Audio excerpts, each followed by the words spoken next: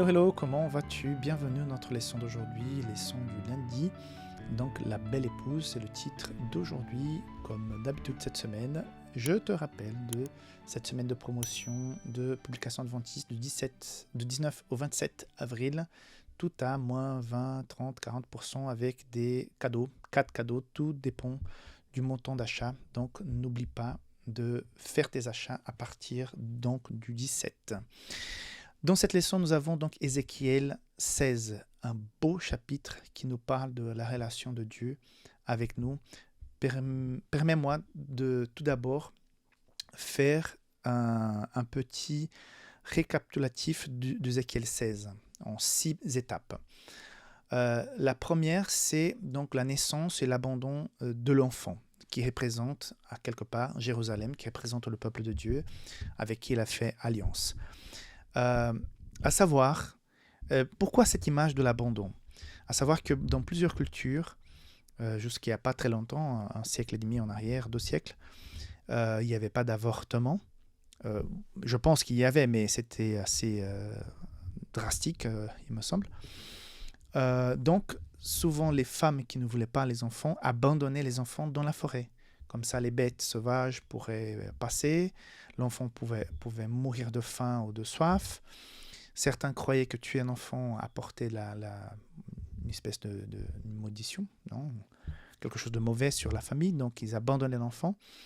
Et il s'avère que parfois, d'autres personnes trouvaient ces enfants abandonnés et les adoptaient. Et ces enfants qui étaient donc certains abandonnés finissaient par survivre dans d'autres familles. C'est pour cela que je suppose que cette image de l'abandon est utilisée. Okay? Parce que je sais que cette pratique elle était assez courante au Moyen-Âge. Je me demande, au moment où Ézéchiel a été écrit, si ça existait déjà. Je suppose, mais je ne suis pas certain. Okay? Mais juste pour donner pourquoi éventuellement nous avons cette image au départ d'enfants abandonnés. Donc, l'enfant est accueilli, est nourri, est nettoyé. Après, une deuxième phase dans ce chapitre, donc l'amour et la beauté de l'enfant qui grandit, cette femme, une belle femme maintenant, qui devient donc l'épouse de celui qu'il a trouvé. Donc, voilà l'image. Donc, celui qui est le sauveur devient aussi le mari, l'époux. Donc, Dieu qui nous sauve est aussi le fiancé de l'Église, de la femme habillée de blanc. Après, troisième phase, c'est l'infidélité et la prostitution spirituelle de cette femme. Donc, malgré le fait qu'elle a été sauvée, rachetée, épousée, donc le roi, là, elle est devenue infidèle, qu'elle va se prostituer. Quatrième phase, donc, elle va subir les conséquences de son infidélité.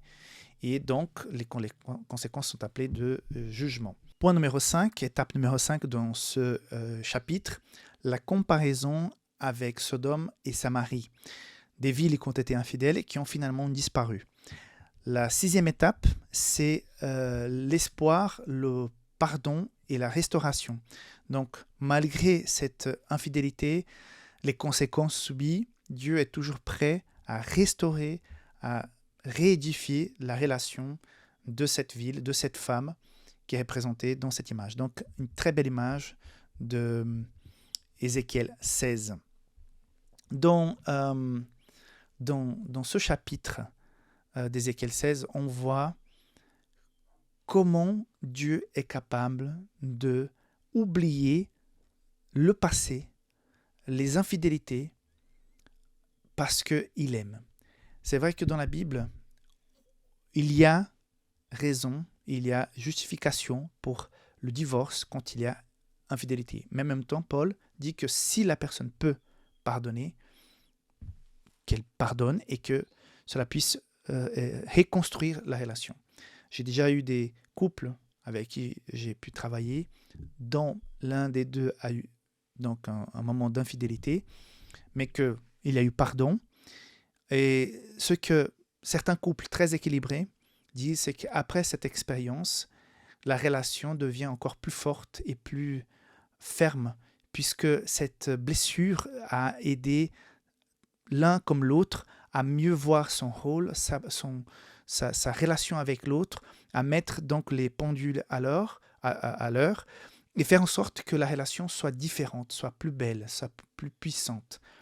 Je voudrais que la même chose puisse arriver avec moi et ma relation avec Dieu, que ça puisse arriver avec chacun d'entre nous. À chaque fois qu'on revient à Dieu, qu'on puisse revenir plus fort, plus convaincu, plus certain, parce que nous avons vu les conséquences de cet éloignement, comment cela nous a affectés et comment nous pourrons être mieux avec le Seigneur en étant avec lui, en gardant cette fidélité. La même chose donc pour le mariage.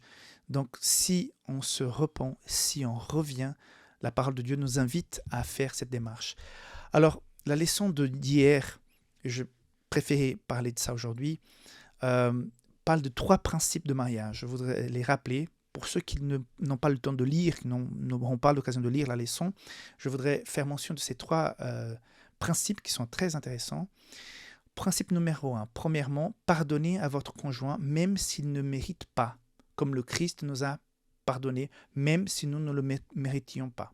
Deuxième point, acceptez votre conjoint avec tous ses défauts, comme le Christ nous accepte. C'est vrai, il n'y a personne qui soit parfait, et même la personne qu'on aime, elle est imparfaite. Il faut l'aimer comme elle est, parce que si on veut la changer, si on attend qu'elle puisse être parfaite et qu'après on est mécontent, on est insatisfait parce que la personne n'atteint jamais notre standard, ça va être un problème.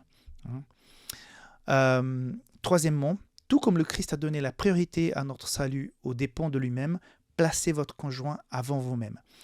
Quand on décide de rentrer dans le mariage pour rendre l'autre personne heureuse, les choses peuvent bien fonctionner. Mais si je rentre dans le mariage pour dire « cette personne doit me rendre heureux », là, on sera insatisfait. On rentre dans le mariage pour servir. La vie du chrétien, c'est une vie de service, puisque la vie de Jésus a été une vie de service. Si je rentre dans le mariage pour être servi, ça va être compliqué. Ça a de grandes chances que ça ne marche pas. Donc voilà les images du mariage, cette illustration, cette histoire de Ézéchiel 16, qui montre l'amour et la capacité de Dieu de reconstruire cette relation avec nous, malgré l'infidélité qui peut y avoir lieu. Donc Dieu te bénisse et on se voit demain pour la suite de la leçon de cette semaine. Bye bye.